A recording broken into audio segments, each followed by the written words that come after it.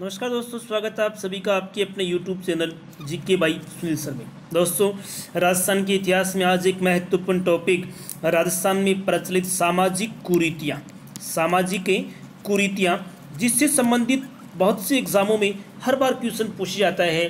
क्योंकि प्राचीन भारत में, प्राचीन राजस्थान में कुछ सामाजिक कुरीतियाँ थी जो समाज को धीरे धीरे कमज़ोर करती जा रही थी। ऐसी कुरीतियों से संबंधित क्वेश्चन एग्जाम में पूछे जाते हैं और उन्हीं क्वेश्चनों का एक संग्रह लेकर मैं आप सभी के सामने उपस्थित हूँ। तो दोस्तों, हम शुरू करते हैं आज का हमारा पहला क्वेश्चन। दोस्तों, जिन दोस्तों ने चैनल को सब्सक्राइब नहीं किया है वो चैनल को सब्सक्राइब करें, लाइक करें, शेयर करें और बेल आइकन के बटन को दबाएं ताकि नोटिफिकेशन आपको सबसे पहले मिल सके। चलिए दोस्तों, स्क्रीन पर जैसे आप सभी को दिख रहा है पहला क्वेश्चन, त्याग प्रथा से निम्न में से कौन सी जाति अपना मनचाहा धन वसूल करती थी? त्याग प्रथा से, पहले दोस्तों यहाँ आपको समझना होगा कि त्याग प्रथा क्या है। तो त्याग प्रथा से निम्न में से कौन सी जाति अपना मनचाहा धन वसूल करती थी? तो यह चारण और भाट उपयुक्त दोनों, ऑप्शन क्या होगा? उपयुक्त दोनों है। ये उस समय त्याग प्रथा से के कारण वो लोगों से अपने मनचाहा धन वसूल करते थे, जिसका बड़ा गंभीर परिणाम होता था। दोस्तों, त्याग प्रथा में क्या होता था? राजस्थान में जब रियासत काल थी उस समय राजपूत जाति और उच्च वर्ग के परिवारों में कौन सी प्रथा प्रचलित थी? उस समय त्याग प्रथा प्रचलित थी। क्यों? इस प्रथा में विवाह क्या होता था? कन्या का जब विवाह होता था तो विवाह के अवसर पर चारण और भाट हैं वो लोग क्या करते थे? कुछ दान दक्षिणा लेते थे। क्या लेते थे? दान दक्षिणा लेते थे। इसी दान दक्षिणा को क्या कहा जाता था? तो दोस्तों, दान दक्षिणा को कहा जाता था त्याग, और इसी को धीरे धीरे त्याग प्रथा के रूप में जाना जाने लगा।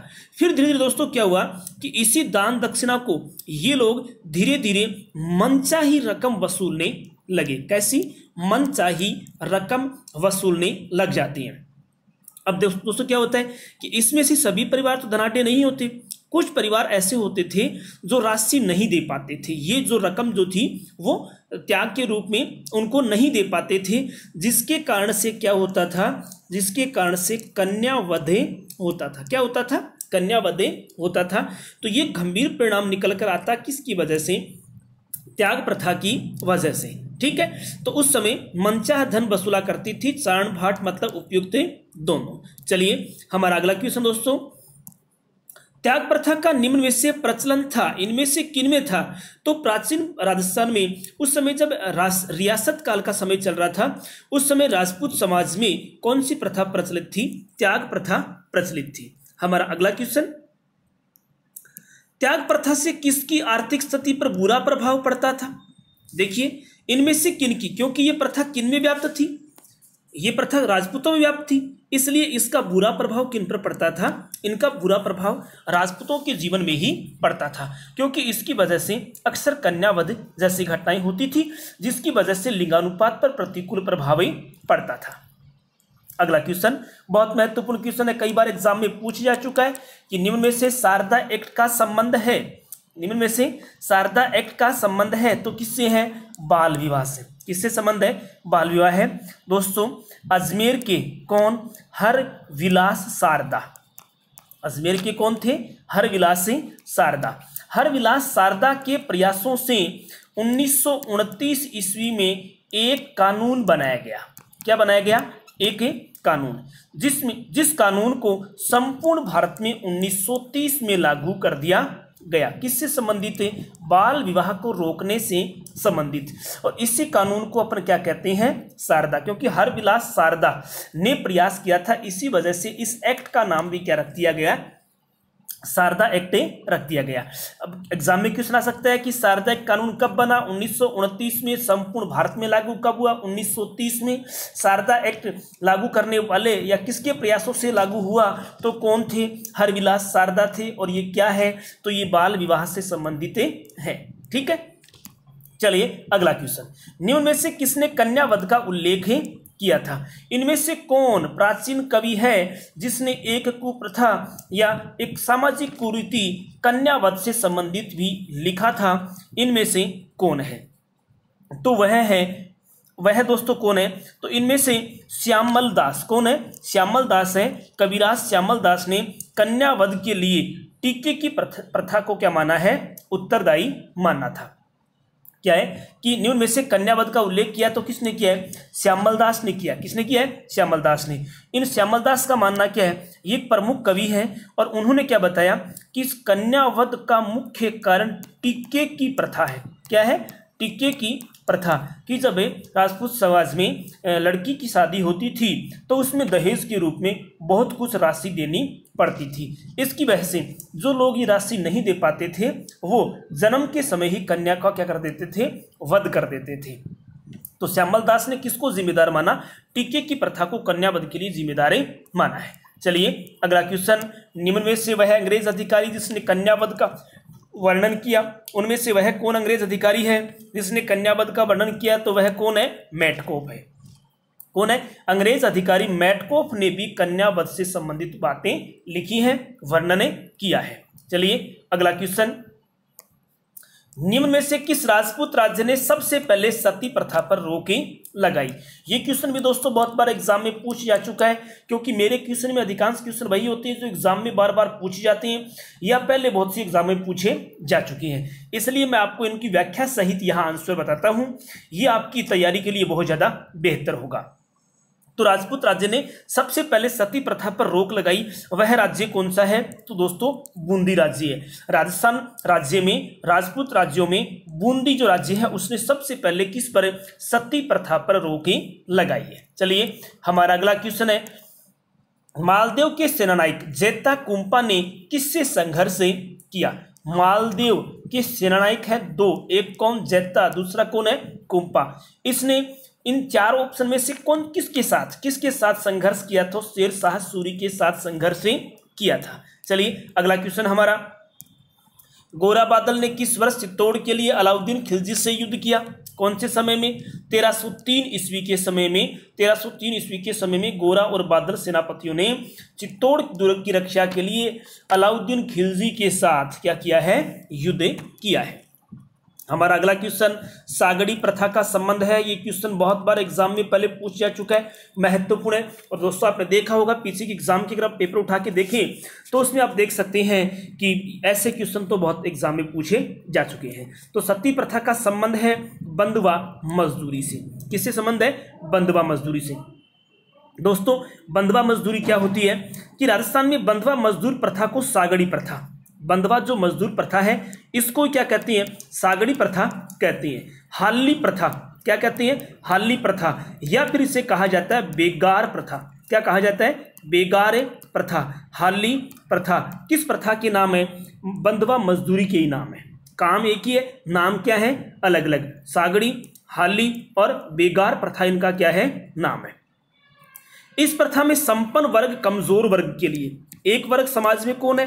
संपन्न वर्ग। दूसरा कौन सा है? कमजोर वर्ग। ठीक है, कि लोगों को अपने घरों में नौकर के रूप में मजदूरी करवाता है। कौन करवाता है? संपन्न वर्ग। किन से? कमजोर वर्ग के लोगों से अपने घर में मजदूरी करवाता है।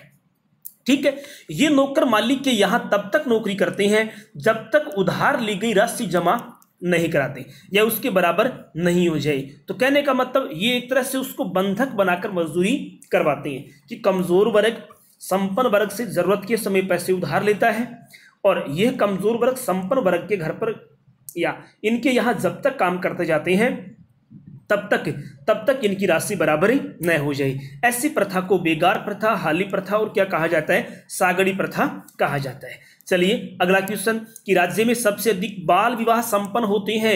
ये क्वेश्चन भी बहुत बार एग्जाम में पूछा जा चुका है कि इसमें से कौन सी तिथि को, कौन से दिन राजस्थान में सबसे ज्यादा बाल विवाह होते हैं? लड़के और लड़कियों की छोटी उम्र में शादी होती है, कब होती है? तो इनमें से आखा तीज, अक्षय तृतीया जिसको अपन कहते हैं, उस समय राजस्थान में सबसे ज्यादा बाल विवाह होते हैं। कि राजस्थान में प्राचीन काल से समाज के अनेक वर्गों में छोटी ही उम्र में क्या कर देते हैं? छोटी उम्र में विवाह कर देते हैं, जिसको दोस्तों अपन क्या कहते हैं? बाल विवाह कहते हैं। दोस्तों राजस्थान में सबसे ज्यादा बाल विवाह आखा तीज, साधारण भाषा में कौन सा शब्द है? आखा तीज। और वैसे क्या होता है, इसके स्थान पर नाम अक्षय तृतीया भी आ सकता है, कह सकते हैं। इस अवसर पर सबसे ज्यादा बाल विवाह राज्य में होते हैं। ठीक है, चलिए दोस्तों, इसके संबंध में अगर और आप जानकारी चाहे तो बता देता हूं कि सर्वप्रथम जोधपुर के प्रधानमंत्री, कौन से राज्य के? जोधपुर के प्रधानमंत्री कौन? सर प्रताप। कौन है? सर प्रताप ने कब? 1885 में बाल विवाह को प्रतिबंधित किया। किसको? बाल विवाह को। अगर एग्जाम में क्वेश्चन आ जाए कि निम्न में से कौन से राज्य में बाल विवाह को यहां पर समाप्त करने की कोशिश की, प्रतिबंधित किया है, ये प्रयास किसने किया? तो ये प्रयास सर प्रताप ने किया 1885 में जोधपुर रियासत में। ठीक है, लेकिन दोस्तों क्या हुआ कि यह प्रयास सर प्रताप का सफल नहीं हो पाए, ये प्रयास उनका सफल नहीं हुआ है। चलिए हम अगले क्वेश्चन की बात करते हैं। ये क्वेश्चन ध्यान रखिए दोस्तों, बहुत बार एग्जाम में पूछा जा चुका है। जोधपुर के शासक सर प्रताप ने 1885 ईस्वी में किस कुप्रथा को रोकने का प्रयास किया लेकिन सफल नहीं हुआ? अभी हमने इसके संबंध में बात करी है कि जोधपुर के शासक सर प्रताप ने बाल विवाह को रोकने के लिए 1885 में प्रयास किया था लेकिन वो सफल नहीं हो पाए। तो वह किससे संबंधित था? वह बाल विवाह से संबंधित था। वो बाल विवाह को रोकना चाहते थे लेकिन उसमें वो सफल नहीं हुए। चलिए अगला क्वेश्चन हमारा, शारदा एक्ट के अनुसार विवाह के लिए न्यूनतम आयु का प्रावधान था। डॉक्टर हरविलास शारदा ने सन 1929 में विवाह से संबंधित, बाल विवाह से संबंधित एक कानून बनवाया। उसमें न्यूनतम आयु को कितना निर्धारित किया? कितनी आयु? तो 18 और 14 वर्ष। उस समय कितनी की गई थी? 18-14। दोस्तों ध्यान रखना, वर्तमान में है, वर्तमान में यह 21 और क्या है? 21 और 18 वर्ष है। कि उस समय लड़के की उम्र कितनी होनी चाहिए? 18 वर्ष। लड़की कितनी होनी चाहिए? 14 वर्ष। वर्तमान में लड़के की 21 और लड़की कितनी आयु होनी चाहिए? 18 वर्ष उसकी आयु होनी चाहिए, तभी उसका विवाह हो सकता है। अगर इससे कम उम्र में अगर विवाह होता है तो उसको किसकी श्रेणी में रखा जाएगा? उसको बाल विवाह की श्रेणी में रखा जाएगा। सबसे पहला प्रयास हरविलास शारदा के द्वारा किया गया, 1929 में किया गया। भारत में 1930 में इसे लागू किया गया। ठीक है, तो दोस्तों इस बात का भी आप ध्यान रखें, ऐसे क्वेश्चन बहुत बार एग्जाम में पूछे जा चुके हैं। जिन दोस्तों ने चैनल को अभी सब्सक्राइब नहीं किया वो चैनल को सब्सक्राइब करें, क्योंकि ऐसे ही क्वेश्चन और भी आगे की वीडियो में आने वाले हैं। अगला क्वेश्चन, निम्न में से किसके प्रयासों से दास प्रथा पर रोक लगाई गई? दोस्तों पहले त्याग प्रथा आ चुका है, उसके बाद में विवाह से संबंधित, उसके बाद में सती प्रथा का, अब फिर से आपके सामने एक और प्रथा का नाम आया है और वह कौन है? दास प्रथा है। ठीक है, तो निम्न में से किसके प्रयासों से दास प्रथा पर रोक लगाई गई? कि इनमें से कौन है अंग्रेज जिसने दास प्रथा पर रोक लगाई? तो वह था लॉर्ड विलियम बेंटिंक। कौन है? लॉर्ड विलियम बेंटिंक ने राज्य में दास प्रथा पर रोक लगाने का प्रयास किया गया। ठीक है दोस्तों, याद रखना, सन 1832 ईस्वी में लॉर्ड विलियम बेंटिंक ने अखिल भारतीय स्तर पर इस दास प्रथा पर रोक लगाने का प्रयास किया। और दोस्तों अगर एग्जाम में क्वेश्चन आ जाए कि राजस्थान में सबसे पहले ये रोक कब लगाई गई, तो राजस्थान में दास प्रथा पर रोक लगाई गई 1832 ईस्वी में। कहां पर लगाई गई? तो हाड़ौती के क्षेत्र में कोटा और बूंदी जो राज्य थे, कोटा बूंदी हाड़ौती जो राज्य था, उसने सबसे पहले दास प्रथा पर रोकें लगाई है। कौन सी प्रथा पर? दास प्रथा पर सबसे पहले रोकें लगाई है। ठीक है, तो इस बात का भी आप यहां ध्यान रखें। चलिए अगला क्वेश्चन है कि निम्न में से किस राज्य ने सबसे पहले दास प्रथा पर रोक लगाई है? अभी हमने बात करी है, तो कौन सा राज्य है?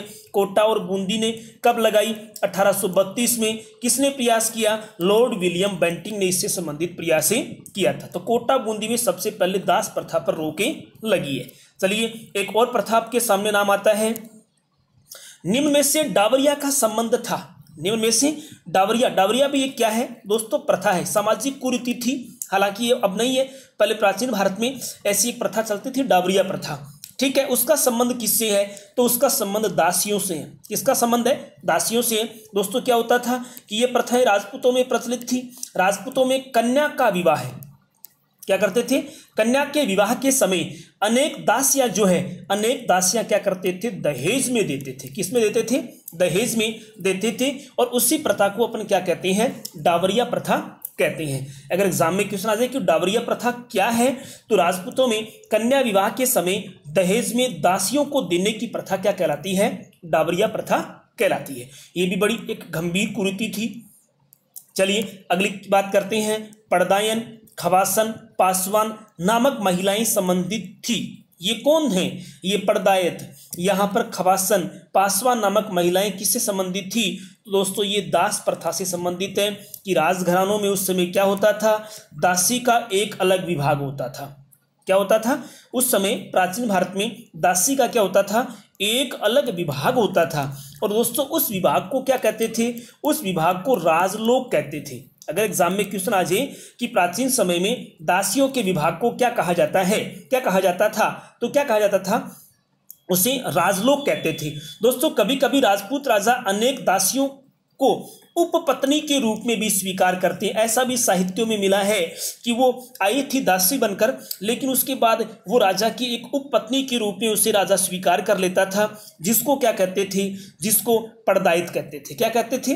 पर्दायित। पर्दायित क्या होती थी कि ये दासी के रूप में आई थी, उसके बाद में एक राजा के उपपत्नी के रूप में स्वीकार उसे कर लेता है। दोस्तों कभी कभी क्या होता था, राजा प्रसन्न होकर पर्दायितों को सोने के आभूषण देता था। क्या देता था? सोने के आभूषण पहनने की इजाजत देता था। तब से ये क्या कहलाती थी? तब से ये पासवान या खवासन कहलाती थी। देखिए मैंने तीनों नाम आपको दे दिए। पर्दायित एक उपपत्नी जो दासी होती थी वह बनती थी। कभी कभी राजा खुश होकर प्रसन्न होकर उनको सोने के क्या देता था? आभूषण पहनने की इजाजत देता था, जिसको उस पर्दायित को क्या कहते थे? खवासन या पासवान के नाम से जाना जाता था। बहुत महत्वपूर्ण क्वेश्चन है। ऐसे क्वेश्चन मैं समय समय पर प्रतिदिन आप सभी के सामने लेकर उपस्थित होता रहूंगा। चलिए, निम्न में से कौन सी जनजाति स्त्रियों के क्रय विक्रय में संलग्न थी? प्राचीन समय में इनमें से कौन सी जनजाति है जो स्त्रियों के क्रय विक्रय खरीद फरोख्त से संबंधित थी, जुड़ी हुई थी? तो वह कौन थे? बंजारे थे। ये व्यापार में मुख्यतः महिलाओं का क्या करते थे? क्रय विक्रय करते थे। लेकिन अब ये प्रथा नहीं रही। चलिए अगला क्वेश्चन है, स्त्रियों के क्रय विक्रय में सर्वप्रथम किस राज्य ने रोकें लगाई? ये रोक लगाने वाला क्वेश्चन दोस्तों एग्जाम में बहुत बार पूछा जा चुका है कि स्त्रियों की क्रय विक्रय जो बंजारा परिवार प्राचीन समय में करता था, ये सर्वप्रथम किस राज्य ने इस पर रोकें लगाई है? तो वह रोक किसने लगाई है? कोटा राज्य ने इस पर रोकें लगाई है। ठीक है दोस्तों, 1831 ईस्वी में कोटा में ये रोक लगाई गई और 1847 ईस्वी में सबसे पहले रोक कहाँ लगाई गई? जयपुर में। मतलब सबसे पहले कोटा में, उसके बाद में ये रोक कौन से राज्य में लगी? जयपुर राज्य में इस पर रोकें लगाई गई। चलिए हमारा अगला क्वेश्चन है, सहगम प्रथा का संबंध है। सहगम प्रथा का संबंध था। सहगम प्रथा क्या है? दोस्तों सबसे पहले आपको पहचानना है सहगम प्रथा कि क्या है। तो ये सती प्रथा का ही नाम क्या है? सहगम। क्या होता था कि पति की मृत्यु के पश्चात पत्नी क्या होती थी? अपनी इच्छा से स्वेच्छा से चिता के साथ जिंदा जलाना क्या था, या जिंदा जलना क्या था? सती प्रथा, या फिर क्या कहलाती थी? सहगम। मतलब साथ में ही मृत्यु हो जाती थी। ठीक है। राज्य में क्या होता था? राजपूत जाति में इस प्रथा का सबसे ज्यादा प्रचलन था। कौन सी जाति में? राजपूत जाति में इस प्रथा का सबसे ज्यादा प्रचलन था। राज्य में गर्भवती महिलाएं कभी भी सती नहीं होती थी। ऐसी महिला जो गर्भवती होती थी वह सती नहीं होती थी, ऐसी घटना नहीं मिली। तो सहगम प्रथा का संबंध सती प्रथा से है। जब पति की मृत्यु होती तो पत्नी को उसकी चिता पर उसी के साथ जिंदा ही जलकर मौत की घाट चढ़ जाती थी, मौत की भेंटें चढ़ जाती थी। उस प्रथा को हम क्या कहते हैं? सहगम प्रथा कहते हैं। सर्वप्रथम 1830 ईस्वी में सती प्रथा पर रोक कहाँ लगाई गई? सती प्रथा पर सबसे पहले रोक लगाई गई अलवर राज्य में। कहाँ लगाई गई? अलवर राज्य में 1830 ईस्वी में सती प्रथा को क्या कर दिया था दोस्तों? गैर कानूनी घोषित कर दिया था। क्या कर दिया था? गैर कानूनी घोषित कर दिया था अलवर राज्य ने। कौन सी प्रथा को? सती प्रथा को। ठीक है। चलिए अगला क्वेश्चन है हमारा, किस समाज सुधारक का संबंध सती प्रथा से था? इनमें से कौन? ये सभी आपके सामने जो नाम है ये प्राचीन राजस्थान में समाज सुधारक, प्राचीन भारत में समाज सुधारक थे। इनमें से कौन सा समाज सुधारक ऐसा है जिसका संबंध सती प्रथा से था? तो वह राजा राम मोहन राय। ठीक है।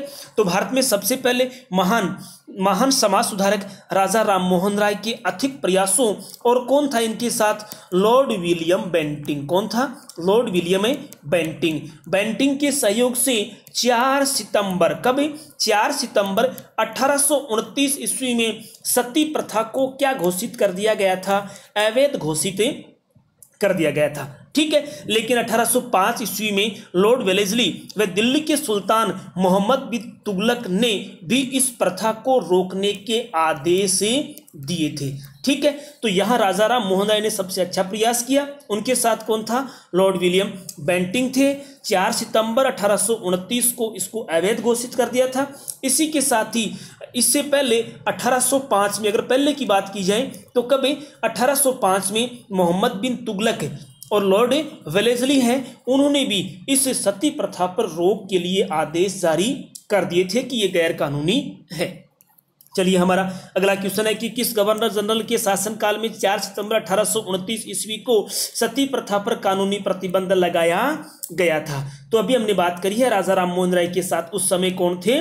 Governor general Lord William Bentinck ने 1829 ईस्वी में किस प्रथा पर? सती प्रथा पर रोक लगा दी, या कानूनी प्रतिबंध लगा दिया, कानून बना दिया गया। अगला क्वेश्चन है, चार्ल्स विल्किंसन ने किस क्षेत्र में सती प्रथा को गैर कानून घोषित किया? तो वह हाड़ौती क्षेत्र में। कौन से क्षेत्र में? चार्ल्स विल्किंसन ने, क्योंकि राजपूताना के हाड़ौती क्षेत्र में सती प्रथा को चार्ल्स विल्किंसन ने क्या कर दिया? गैर कानूनी घोषित कर दिया था। ठीक है, चलिए अगला क्वेश्चन हमारा, रूप कंवर सती कांड घटना निम्न में से कहाँ घटित हुई? ये क्वेश्चन, ये घटना दोस्तों याद रखना, रूप कंवर सती कांड घटना कब घटित हुई है? तो ये घटित हुई थी सितंबर 1987 ईस्वी में। कब हुई है? सितंबर 1987 ईस्वी में। ये हाल ही की घटना समझिए आप। इसके बाद में रूप ऐसे सती के कांड नहीं हुए। तो ये घटना कहाँ घटी? तो ये दोस्तों सीकर जिले में घटित हुई थी। सीकर का कौन सा गांव था? ये देवराला जो गांव था। कौन सा गांव था? देवराला गांव। गांव में मालव सिंह शेखावत की पत्नी, किन की पत्नी? मालव सिंह शेखावत की पत्नी कौन? रूप कंवर क्या हुई थी? सती हुई थी। ये मालव सिंह की मृत्यु के समय उनकी पत्नी रूप कंवर भी उसके साथ जिंदा ही जल गई थी, और जिसको अपना सती की घटना कहते हैं। तो ये देवराला गांव सीकर जिले में 1987 में ये घटना घटित हुई है। बहुत चर्चा में रही है और बहुत बार एग्जाम में पूछा भी जा चुका है। जेसी ब्रुक ने किस कुप्रथा का अंत किया? जेसी ब्रुक नामक व्यक्ति हैं, उन्होंने निम्न में से कौन सी प्रथा का अंत किया? तो डाकन प्रथा भी आई है एक। डाकन प्रथा का क्या किया है? अंत किया है। राजस्थान में सबसे पहले अप्रैल 1853 ईस्वी में मेवाड़ के महाराणा कौन? स्वरूप सिंह। कौन थे? स्वरूप सिंह के समय मेवाड़ भील कोर के कमांडेंट कौन? जेसी ब्रुक ने खैरवाड़ा उदयपुर में डाकन प्रथा को क्या कर दिया था दोस्तों? गैर कानूनी घोषित कर दिया था। बहुत से क्वेश्चन एक साथ बन रहे हैं कि जेसी ब्रुक जो है ये कौन थे? तो ये मेवाड़ भील कोर के कमांडेंट थे। कौन? जेसी ब्रुक। कब? 1853 में क्या कर दिया? डाकन प्रथा को गैर कानूनी घोषित कर दिया। उस समय मेवाड़ के महाराणा कौन थे? जब डाकन प्रथा का अंत मेवाड़ में किया गया, उस समय वहां के शासक कौन थे? तो महाराणा कौन थे? महाराणा स्वरूप सिंह थे, जो इस प्रथा के अंत के समय महाराणा के पद पर विराजमान थे। कौन से राज्य में? मेवाड़ राज्य में। चलिए, हमारा अगला क्वेश्चन है, मेवाड़ के किस महाराणा के शासनकाल में सबसे पहले 1853 ईस्वी में डाकन प्रथा पर रोकें लगाई गई? तो अभी हमने बात करी है, वह कौन थे? स्वरूप सिंह। उनका मेवाड़ भील कोर जो है उनके कमांडेंट थे। कौन? जिसकी हमने बात करी है, जेसी ब्रुक नाम के व्यक्ति थे, जिन्होंने खैरवाड़ा उदयपुर से डाकन प्रथा पर क्या लगा दी थी? रोकें लगा दी थी। सबसे पहले 1834 ईस्वी में कन्यावध पर रोक लगाई गई। कहाँ लगाई गई? कि सबसे पहले 1834 ईस्वी में कन्यावध पर रोक लगाई गई। तो हमने बात की थी कोटा और बूंदी हाड़ौती क्षेत्र में एजेंट विल्किंसन। कौन पॉलिटिकल एजेंट था? विल्किंसन। उसके प्रयासों से भारतीय गवर्नर कौन था? उस समय लॉर्ड विलियम बेंटिंक था। 1834 ईस्वी में कोटा बूंदी राज्य में कन्यावध पर क्या लगा दी? रोकें लगा दी थी। ठीक है, चलिए हमारा अगला क्वेश्चन है, लुडलो पॉलिटिकल एजेंट ने किस कुप्रथा का अंत किया? लुडलो पॉलिटिकल एजेंट ने किस कुप्रथा का अंत किया? तो वह समाधि प्रथा थी। कौन सी थी? समाधि। ये लुडलो पॉलिटिकल एजेंट कहाँ के थे? तो ये दोस्तों जयपुर के थे। कब? 1844 ईस्वी में समाधि प्रथा का उसने क्या कर दिया था? अंत कर दिया था। चलिए, हमारा आज का लास्ट क्वेश्चन है, देश हितैषणी सभा ने किस सामाजिक बुराई का अंत करने में अपना महत्वपूर्ण योगदान दिया? देश हितैषणी सभा, देखिए, देश हितैषणी सभा ने किस सामाजिक बुराई का अंत करने में अपना सबसे ज्यादा योगदान दिया? तो वह त्याग प्रथा थी। कौन सी प्रथा थी? सामाजिक बुराई थी। त्याग प्रथा एक सामाजिक बुराई थी जिसका अंत करने में देश हितैषिणी सभा ने अपना महत्वपूर्ण योगदान दिया था। दोस्तों, ये 1877 की घटना है। उदयपुर में देश हितैषिणी सभा का गठन हुआ। अगर आ जाए कि देश हितैषिणी सभा का गठन कहाँ हुआ, तो कहाँ हुआ? उदयपुर में। कब हुआ? 1877 ईस्वी में। उस समय इसके अध्यक्ष कौन थे? तो उदयपुर के महाराणा सज्जन सिंह। कौन थे? उदयपुर के महाराणा सज्जन सिंह थे, उसके यहाँ पर अध्यक्ष थे। और इस संस्था ने क्या कर दिया? त्याग प्रथा को रोकने का प्रयास किया, यह एक प्रस्ताव जारी कर दिया। तो जिन दोस्तों ने अभी तक चैनल को सब्सक्राइब नहीं किया वो चैनल को सब्सक्राइब करें, क्योंकि आने वाले समय में भी हम एग्जाम के दृष्टिकोण से महत्वपूर्ण क्वेश्चनों को लेकर उपस्थित होता रहूंगा। प्रतिदिन एक वीडियो आपके यहाँ डाला जाएगा। तो दोस्तों, आज के लिए सिर्फ इतना ही। Thank you. जय हिंद, जय भारत।